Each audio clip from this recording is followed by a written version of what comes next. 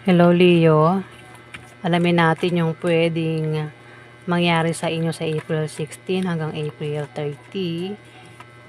Ito ay general reading guys, bahala na po kayo makaresonate. Kung hindi tumama sa inyo, pwedeng tumama sa kapwa mo Leo, maaaring tumama sa mga kakilala mo. Umpisa na natin. Yan ang pwede sa April 16 hanggang April 30.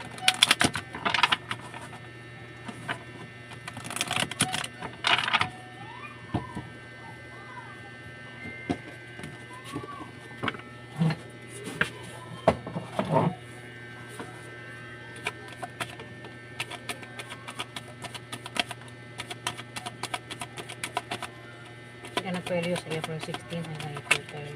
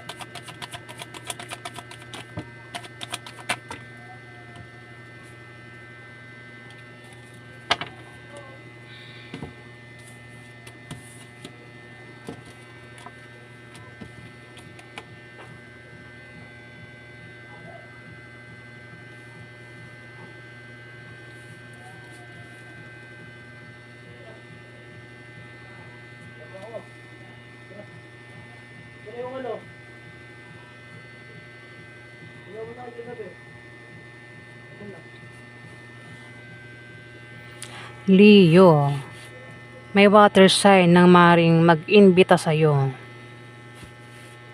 Mag-imbita. O ito ay mag-offer sa'yo. Pwedeng operang ka ng pag-ibig, operang ka ng trabaho, operang ka ng magtayo ng negosyo, operang ka ng sideline. Basta may mag-offer sa'yo dito. Leo. O maring manligaw ito kasi may hawak na bulaklak. Pwede makatanggap ka ng bulaklak o ikaw yung magbibigay ng bulaklak. Kasi pwede rin naman na ikaw yung manligaw dito, Leo. Kung lalaki kang Leo.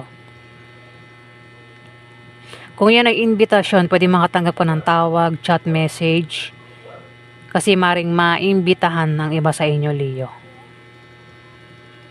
Pero pag-isipan mo bago mo tanggapin yung offer o invitation, Leo. May matalinong tao magpapayo daw sa inyo. Ayan, matalinong tao ang magpapayo sa inyo. O ikaw yan, ikaw yung magpapayo dito. Pwede rin na kung meron kang pagdidesisyonan, huwag ka raw basta-basta magdidesisyon, pag-isipan mabuti, kung busy ka sa trabaho mo, negosyo mo, o kung saan pa yan na ikaw ay magiging busy, at meron kang pagdidesisyonan, Leo, maglaan ka ng panahon at oras para magdesisyon, para hindi ka magkamali sa pagdidesisyon mo. Mag-isip 10 times bago i-final yung decision, Leo. Malakas ka daw. Akala nila mahina ka. May mga taong mahina ang tingin sa'yo. Ayan, may manloloko, Leo. Pero malakas ka, oh. Hindi alam ng dalawang kumag na ito, ng dalawang ito, na manloloko. Mukhang magkarelasyon sila, kaya the lovers. Dalawa sila ang manloloko dito, Leo. Hindi nila alam na ikaw ay hindi nagpapaloko. Oh, malakas ka, oh. Ikaw yan eh, strength, malakas ka. Mukhang dalawa, oh, yung lovers, oh. Dalawa sila, manloloko.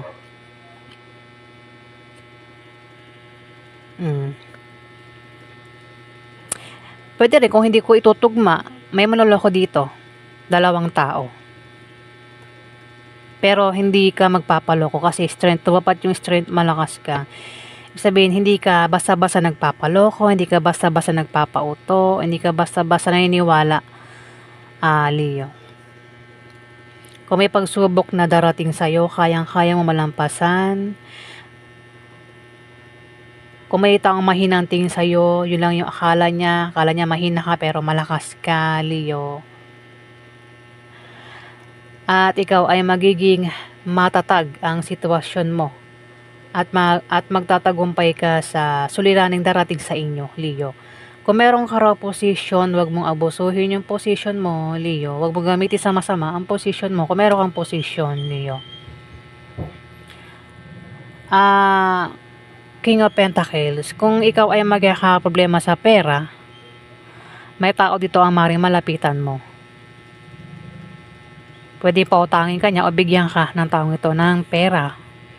Pwede rin naman na ikaw yan. Ayan na, Leo. At ingat ka sa manloloko talaga. Ayan o. Manloloko o maring ito ay tao na mahilig manirang puri. May ganyan dito, Leo. May naninira. Pwedeng sinisiraan ka ng taong ito o yung negosyo mo sinisiraan niya. Ayan, may ganyan dito. At masaya ito sa ginagawa niya, oh. Ikaw problemado, siya masaya sa ginagawa niya. Grabe, no? May mga taong gumagawa ng masama at masaya pa sila sa ginagawa nilang masama, ano? Pwede rin kasi ikaw yan, Leo, di ba? Hindi ko naman sinasabing lahat ng Leo mabait. Pwede rin na ikaw yan. Pwede meron kang siraan. Pwedeng manirang puri ka. Alam naman sila lang marunong gumawa nun, di ba? O kung sino man yan. Kung di ikaw yan, mag-ingat ka sa ganyan, Leo. Dito, may mangyayaring pwede magkaroon ng kasal, binyag, birthday, dibu, kasiyahan, inuman, selebrasyon. At maring makatanggap ka ng chat message, out of town mo yan o pasyal. Pwede makatanggap ka ng chat message, tawag, at maring maimbitahan ka. Imbitasyon ito, Leo. At magiging masaya ka raw dyan. Dito, Knight of Pentacles, isa kang Leo na sanay sa trabaho. Bata pa lang, nagtatrabaho na. Hanggang sa ngayon, nagtatrabaho na. Kaya hindi ka pwedeng mawalan ng trabaho. Kasi pwedeng breadwinner ka sa pamilya. O meron kang asawa at anak na maaaring sa'yo umaasa. O kung solo ka sa buhay, ayan, di ka pwedeng mawala ng trabaho kasi wala kang pagkukuhanan ng panggastos. Walang sumusuporta sa'yo kundi ikaw lang nagpapakain sarili mo. Kaya kailangan mo talaga magtrabaho. Ayan. Pwedeng ang iba sa inyo ay nag-apply ng trabaho at mag-start ng pumasok sa trabaho. Pwede rin mag-apply pa lang ng trabaho. Pwede rin naman na kung meron kayo mga online business, dyan kayo kumikita. May mga nakapalo sa inyo na sila yung dahilan kung bakit kumikita ka. Ayan, Leo. Nakasuporta lang ito sa inyo. Ingat sa manloloko, nabanggit ko na, diba? Ayan o, 2 ibon, 2 tao. Pero hindi ka naman basta-basta magpapaloko. Strength, malakas ka eh. At may lovers dito. The lovers. Pwedeng mag-asawa itong manloloko itong 2 ito na mag-asawa. Pwede rin naman na hindi yan mag-asawa. Pwedeng kaibigan mo yan, katrabaho mo yan, Leo. At may lovers dito. Yung lovers, pwedeng ikaw kung meron kang karelasyon, Leo. Wala kayong problema ng karelasyon mo. Kayong 2 ng asawa mo. Kumbaga, masaya yung pagsasama nyo. At malakas yung attraction 2 ng asawa mo. Kung asawa mo yan. Pwede magkaroon ng romansa. Pwedeng soulmate din kayong 2. Attracted, oh. Puging-pugi. Gandang-ganda. Sa isa't isa ng karelasyon mo, Leo. Ayan. Pwede magkaroon ng romansa, Leo. Romansa. may mabilis ang mangyayari. Pwedeng yun nga, baka di mo inaasahan, may mabilis na mangyayari na ganito. Pangyayari na pwedeng may manirang puri. O may, ano man itong ano. Kasi may taong gumagawa ng di maganda, tapos ikaw problemado. Meron ding mabilisang pagdidesisyonan, nabanggit ko na. Pwedeng ikaw, kundi man ikaw, may taong mabilis magdidesisyon. Pero wag daw basta-basta magdidesisyon, Leo, ayan. Pag-isipan. Pwede rin naman na may maantalang pangyayari dito, Leo. Ayan. O may grupo ng mga tao mag-aaway-away kasi may manloloko. O baka meron kang grupo. Pwedeng kagrupo mo, isa dyan manloko o dalawa dyan manloko. Pwede magkaroon ng away kung may manloloko.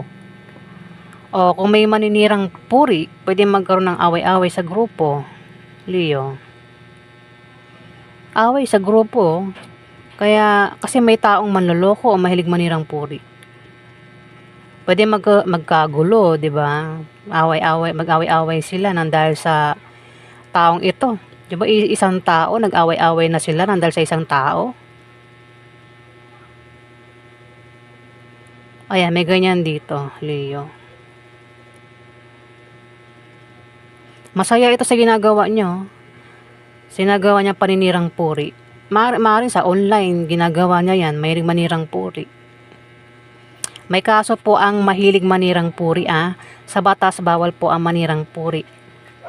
May bayad po yon. Huwag tayong gagawa ng mga fake news, lalo na kung hindi totoo, huwag tayong gagawa ng mga fake news. May kaso yan, lalo na po kung sa online. Ayan, nabubulol ako.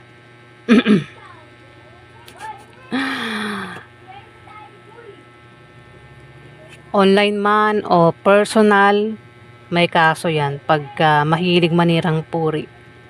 Diba yung lalabas ka, paglabas mo sira ka, ultimo damit mo, kulay ng damit mo, sikat, kasi pinasikat yung kulay ng damit mo, diba? Isang paninirang puri na rin yan, yung bang binubulgar niya, kung ano meron ka, sikreto mo, kahit damit mo, binubulgar niya Kumbaga nagpapanggap siyang ikaw, pero hindi naman siya ikaw. Ang gusto niyang mangyari is sinisiraan ka lang niya sa online. Ayan, huwag po tayo basta-basta maniniwala sa mga fake news, sabi-sabi. Alamin niyo muna yung totoo kasi may mga taong galit. Gumagawa ng hindi maganda, yung mga taong galit. May mga masamang balak. Gusto lang nila siraan, ipahiya yung tao. Kaya huwag tayong basta-basta maniniwala sa mga sabi-sabi. Diba? Lalo na may ganyan, Mahilig magkalat ng fake news, panirang puri, manloloko. Ayan. Masaya lang yung taong ito, nagagawa ng ganyan, Ang isa, problemado. Pero may kaguluhang mangyayari, Mukhang magkakagulo. Dahil sa isang taong ito, na gumagawa ng kalokohan. Ayan na po yung ganap sa inyo, guys. Kung nagustuhan yung aking reading, huwag kalimutan mag-like at mag-subscribe kung hindi pa nakapag-subscribe para updated kayo sa mga ipopost ko, guys. Maraming salamat po.